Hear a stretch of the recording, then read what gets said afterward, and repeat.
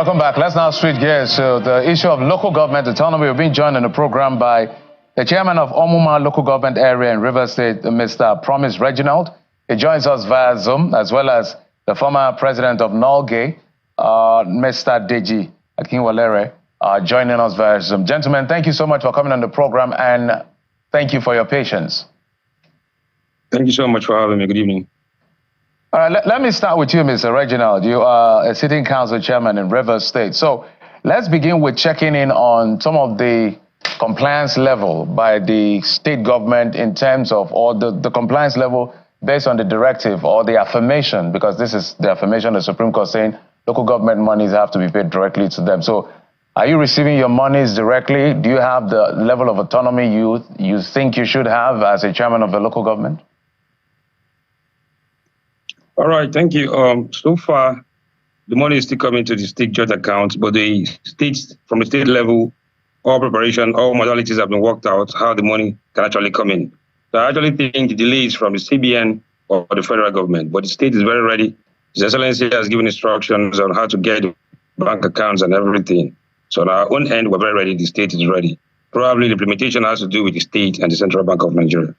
So is there a communication both from the central bank, the federal government, or the state government as to when this will eventually be coming directly to councils, directly? Next 1 month, 2 months, 3 months, you got any feelers? I really do not have that information, but all I know, as I speak to you, the state is very much ready. All the accounts have been actually ready. We're also ready to work with the Central Bank of Nigeria. So the delay, like I said, is just coming from the federal government and the Central Bank of Nigeria. So we don't know when this money can come in. I'm going to come to you in a moment. Let me go to Mr. Deji. Mr. Deji, I know you were the president of NULGE, and maybe from the things you're seeing, your impression as to the level of compliance. So let's contextualize now. For instance, Rivers State has said that the implementation of the direct payment to local government hasn't started, though they still get their funds from the joint account between them and the state, and is putting that on the bulk on the table of either the federal government or the central bank. Something else is also playing out in Edo State, where the governor has told the local government chairman, submit your books, let me see how you've been managing the resources at the local level. According to him, they didn't submit. He reached out to the state assembly, and they wielded the big stick, suspending them. Elected chairmen were suspended. That became a controversial issue as to what is this whole about LG autonomy if this is still happening in 2024. Maybe your impression as to these two pictures I just painted. Thank you very much. You recall when we had this conversation sometimes ago after the Supreme Court judgment, I stated then that the problem was not that of just the judgment, that it was the problem of compliance by people, the political class, the political elite, especially those manning affairs at the state level. That is the state government. And now it is playing out that a governor, as we have seen in the case of Edo State, is challenging the authority, the power of the Supreme Court. And for many people, for many of us, we know that the most basic elements of government that were taught, even at secondary school level, was the supremacy, the finality of the Supreme Court in issues like this where justice dispensation is concerned. Now, like Justice Chukwudifu Oputa once said, he said justice is a three-way traffic. Justice for the accused, justice for the accuser, and justice for the system, I mean for the society. In this case, as we can see now, the accused, that is the state governments that have been alleged of mismanaging and diverting mismanaging local government funds, have gotten judgment, gotten justice, because the Supreme Court said you can no longer manipulate the local government, you can no longer divert their funds, money should be credited to local government system directly. You can no longer suspend and disrupt the local government system. That is their own justice. The accuser had been the federal government, and they had equally gotten justice. because the Supreme Court had ruled in favor of the Attorney General of the state, of the Federation. Now, the unfortunate thing now is that all of us that constitute the society, we cannot get justice from the Nigerian system because some group of people are already challenging the Supreme Court. And there is no greater threat to democracy than what we are witnessing that has started now, and which we must all rise and nip in the bud. If a governor may be standing as representative of other governors, can openly come and be challenging the Supreme Court judgment, I think this is a disaster that is coming, that is forthcoming in society. And this we must stop. It is a situation now that warrants that the entire Nigerian society, the Nigerian people must rise up to defend their democracy, to demand justice. This is the time that the judiciary itself, we must remove the veil from the eyes of the lady that represents justice, and let her be animated. Let oxygen be given to the lady that represents justice, and let us see whether she will not defend herself. Let me take it to the Omuma chairman in Rivers State. Mr. Promise, one of the things that we're seeing playing out, because we've seen a situation where local government administration laws are in clear conflict with this constitution, Section 7. For instance, all of the things that have been going on in literally every state, transition chairman, caretaker chairman, all those were illegal under the constitution, according to the pronouncement and affirmation of the Supreme Court. So, but now with this new affirmation from the Supreme Court, a lot of eyes are going to be looking at you, council, the council chairman like yourself. But the dilemma is who is going to hold you accountable, because the councillors play dual role as members of the executive and also the legislative assembly. I would like you to speak to that, Mr. Reginald. Oh dear. Mr. Reginald, can you hear me? Okay, Mr. Deji, maybe you can take that question. Yes, I think like we were saying that there is a Supreme Court judgment. Chief Justice Chukwudifo Puta once said, he said, we are finite, not because we are finite. We are finite because we are finite. The Supreme Court is the final level where justice should be taken.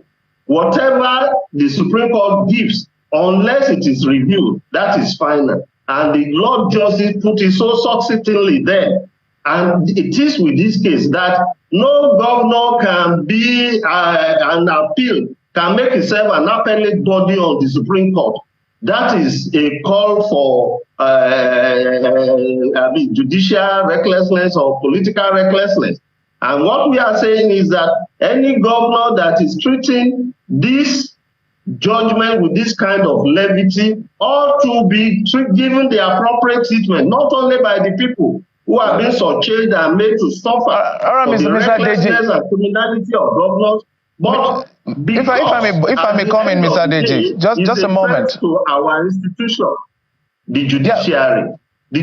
The Supreme Court is final, and it is final. And nobody, either a governor or anything. So anybody coming up with any contraption, whether you call it a caretaker body or transition. No, Mr. Deji, if I may come in, I think you didn't get my question. Just I know you've spoken extensively as to the incursion of governors trying to stretch their powers despite the ruling of the Supreme Court. But I think Mr. Reginald is back. If you can respond to the question. Mr. Reginald, did you get my question? Okay, I want to respond to the first statement made by my co-guest here. First of all, I want to state something clear. You know, as a local government chairman, the governor would not interfere if the federal government is ready to, to implement that judgment given by Supreme Court. Let's use Rivers State, where I come from, as a case study. The governor, if you understand the peculiarity of our state is so rich where they don't even need the money of the local government area. The governor, once that judgment was pronounced, the governor made it compulsory for all the 22 local government chairmen to get their accounts ready. And we went to Central Bank of Nigeria, met some persons, who told us that the central bank governor has not given directives for us, for them to get account numbers registered and probably pay directly from the federal government account. So in Rivers State, the governor is not in any way interfering in the funds of Rivers State local government council. Rather, he is ready. Just that the federal government, like I said earlier, is not in any way ready, or the Central Bank of Nigeria, I don't know what the problem is. So unlike what he said, that some state governors, I'm not from Edo State, I wouldn't know how it works out there, but for Rivers State, the governor is very much ready. I think, and why would the governor of Rivers State even need the money meant for local government? Mr. Reginald, I think that point is, we're taking that point it's clear enough on both sides. So two quick questions. I did ask about, so as he speaks now, how much comes to your local government as Omuma local, averagely, how much do you get as a local government? That information is also because, it differs. I say averagely. I know how much goes to Obiakpo local government, for instance. Chijoke even talked about almost $1 billion, about 900 million comes because it's a rich local government. How much comes to yours? I come from a rural area where we're not rich as Obiakpo local government. We do not have those companies and everything. So ours is not even up to sorry. So like I said, it differs on a monthly basis because you come from joint account where disbursement is being made at that level. So I won't see right now. Okay, I just wanted an average. I know you have an idea of an average, so I know what you know what an average. I don't want to give you conflicting report because this is a very vital information. Sometimes it goes up when there is excess crude and all that, and sometimes it's below. So I don't bring problems between me. So as we're going to wind down, I threw this question to you, but Mr. Akin was to take it. But I'm going to ask you both as we wind down the same question. So let me start with you, Mr. Reginald. There's also the challenge of holding you, the local government chairman, accountable right now that you are supposed to have this autonomy depending on when it's properly implemented. As to the fact that your councillors are both your executive and members of your legislative assembly, how can we hold you accountable in that kind of scenario in 30 seconds? All right. The records are very straight here, and we have done a lot with the little money that was given to us. Not minding that we are the only local government operating from zero IGR. We're building hospitals, we're building schools, we're building so many rehabilitation projects. So we are ready to, talk to our people whenever the need arises for us to account to them, whatever comes in and how we spend it. So we are ready anytime, any day for the legislature being the councillors, whenever they want those information. That's why we have our FNGPC meetings where we discuss how much comes in, the projects we intend to back on, and how much is left. So all these information are not hidden from the public. All right, Mr. Deji, do you think there is already a conflict as to how this is structured, that the councillors are the executive and the legislature? Is there a conflict already? Yes, there could be a conflict, but the whole thing depends on the vision of the governor of the state. Let me give you an example, sir. While Dr. Agagu was governor of Ondo State, I was permanent secretary of Ministry of Local Government and Chieftaincy Affairs for 3 years. Every month for 36 months that I was there, we had to address the press every month and tell the whole world, tell the press how much came to the local government, how much goes for teacher salary, how much we go for local government salary. So there is nothing mysterious. There is no system secret about it. There should be there is a website where this money is made available. The figures are made available. So if a chairman is afraid to tell you how much comes to his whole state government because he believes this will contradict the original amount paid there, that tells you the misfortune that we are running through in this country. There's no state secret there. There's nothing hidden there. It's the people's money. So if elected chairman or appointed chairman cannot boldly come, it's simply because they know they will fall under the sword of Damocles of the governors of the states who are still in a manner that you cannot help, are bent on destroying the local government system and making democracy an anathema.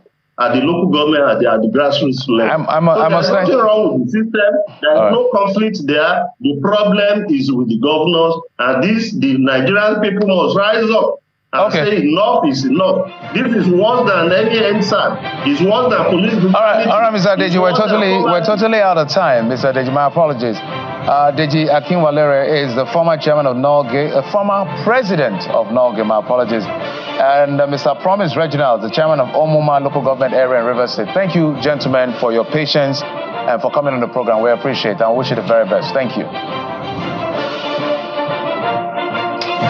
And that's it on the program. Thank you so much for your time and company. Tomorrow is the weekend edition of the program. We'll see you then by God's grace. Enjoy your evening. I'm Jeffrey Uzama. Bye-bye.